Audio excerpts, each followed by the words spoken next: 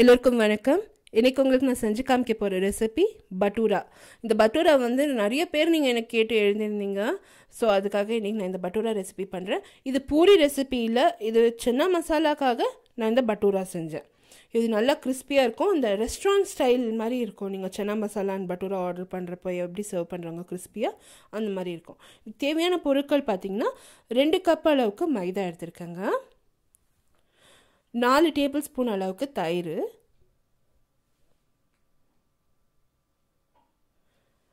பாம்பே ரவை இல்லை சிரோட்டி ரவைன்னு சொல்லுவோம், அது 1 டேபிள் ஸ்பூன் தேவைப்படும்.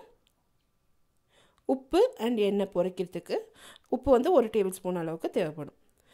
இப்போ வந்து இந்த 2 கப்பு மைதாவை வந்து நல்லா ஒரு 4லேருந்து 5 முறை நல்லா ஜலிச்சுக்கோங்க. அது எவ்வளோ நீங்கள் ஜலிக்கிறீங்களோ அவ்வளோ நல்லா வரும். நல்லா ஜலிச்சிட்ட பிற்பாடு அது வந்து ஒரு மிக்சிங் பவுலில் நான் சேர்த்துருக்கேன். அதில் வந்து அந்த ரவை சேர்த்து அந்த மைதாவோட நல்லா அந்த ரவையை நல்லா மிக்ஸ் பண்ணிவிடுங்க. உப்பு அண்ட் ரவை நல்லா அந்த மைதாவில் ஃபுல்லாக இன்கார்ப்ரேட் பண்ணிவிடுங்க. அது அந்த ஆனப்பாடு சென்டரில் வந்து ஒரு ஹோல் மாதிரி செஞ்சுட்டு அதில் வந்து அந்த தயிர் போட்டுக்கோங்க. தயிர் ஒரு 2 டேபிள் ஸ்பூன் அளவுக்கு எண்ணெய் விட்டுடுங்க.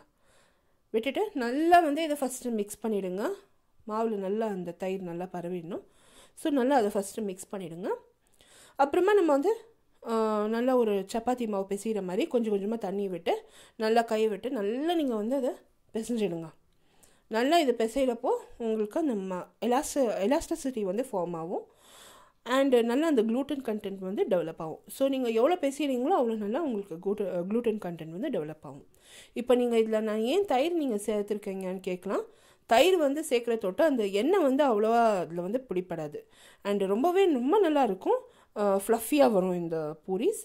இப்போ பார்த்தீங்கன்னா நான் அந்த மாவு வந்து கொஞ்சம் டைட்டாக, ரொம்ப சாஃப்டாகவும் இல்லை ரொம்ப ஹார்டாகவும் இல்லை, நல்ல ஒரு செமி சாஃப்ட் டோ மாதிரி நல்லா நான் வந்து அதை பிசைஞ்சிக்கினேங்க. நல்லா இப்போ வந்து பிசைகிறதுலாம் இருக்குங்க. நீங்கள் 1 டேபிள் ஸ்பூன் அளவு எண்ணெய் விட்டுட்டு ஒரு 10 to 15 மினிட்ஸ் நல்லா பிசைஞ்சிடுங்க அந்த மாவை. நீங்கள் எவ்வளோ பிசைகிறீங்களோ அவ்வளோ நல்லா சாஃப்டாக இருக்கும் அந்த மாவு, நல்லா இருக்கும். நான் ஒரு 10 to 15 மினிட்ஸ் இதை ஃபாஸ்ட் ஃபார்வர்ட் பண்ணி நல்லா பிசைஞ்சிட்டு ஒரு மூடி போட்டு நல்லா இதை நீங்கள் வந்து ஒரு 1 hour ஊற வச்சிடுங்க. இந்த மாவு வந்து நீங்கள் முன்கூட்டியே கூட நீங்கள் செஞ்சு வைக்கலாம். முன்னாள் ராத்திரியே கூட நீங்கள் செஞ்சு மறுநாள் வந்து உங்களுக்கு வீட்டில் பார்ட்டிஸ் இருந்ததுன்னா முன்னாள் ராத்திரியே நீங்கள் வந்து செஞ்சு ஃப்ரிட்ஜில் வச்சுட்டிங்கன்னா இன்னும் நல்லா வரும் உங்களுக்கு பூரிஸு. இப்போ பார்த்தீங்கன்னா நல்ல ஒரு பெரிய மாவு எடுத்து, ஒரு சப்பாத்தி மாவோட பெரிய மாவு உருண்டை எடுத்து நல்லா அது மாவில் முக்கி நல்லா அதை தேய்ச்சிட்டு இப்போ வந்து நம்ம வீட்டிலலாம் நீங்கள் அந்த பர்ஃபெக்ஷன் வேணும்னா நீங்கள் வந்து ஒரு மூடி வச்சு அது கட் பண்ணிவிடுங்க. அந்த மாவை நல்லா கட் பண்ணிவிட்டு அது பூரி போடுறதுக்கு நல்லாயிருக்கும் அண்ட் அட்ராக்டிவாக இருக்கும். ஸோ அது மூடி வச்சு நான் நல்லா கட் பண்ணிட்டேன், பெரிய பூரியாக கட் பண்ணிட்டேன். நார்மலாக வந்து இந்த சென்னா பட்டூரா நம்ம வந்து ஹோட்டல்லலாம் ஆர்டர் பண்ணுறப்போ பெரிய பூரிஸ் வைக்குவாங்க அண்டு நல்ல ஒரு டிஷ்ஷில் அந்த சென்னா மசாலா வைக்குவாங்க. ஸோ உங்களுக்கு அந்த மாதிரி தேவைப்பட்டுச்சுன்னா உங்கள் வீட்டில் பசங்களாம் நல்லா உங்கள் அட்ராக்ட் பண்ணோன்னா கண்டிப்பாக நீங்கள் வந்து பெரிய பூரியாக போட்டு அந்த பட்டூரா செஞ்சு நீங்கள் அந்த மசாலா சர்வ் பண்ணலாம். இப்போ பார்த்தீங்கன்னா எண்ணெயை நல்லா மிதமான தீயில காய வச்சுட்டாங்க. காய வச்ச எண்ணெயில் வந்து இந்த பூரிங்க வந்து நான் நல்லா திரட்டி வச்சுருக்கேன். அந்த பூரி ஒன்றுன்னா இட்டு அந்த எண்ணெயில் நல்லா அந்த கரண்டி வச்சு நல்லா ப்ரெஸ் பண்ணி நல்லா உப்பி வருது பாருங்கள் அந்த பூரி. அது நல்லா உப்பி வந்த பிற்பாடு நல்லா வெந்த பிற்பாடு அது எண்ணெய்லாம் இருத்து நான் வந்து சர்வ் பண்ணிட போகிறேன்.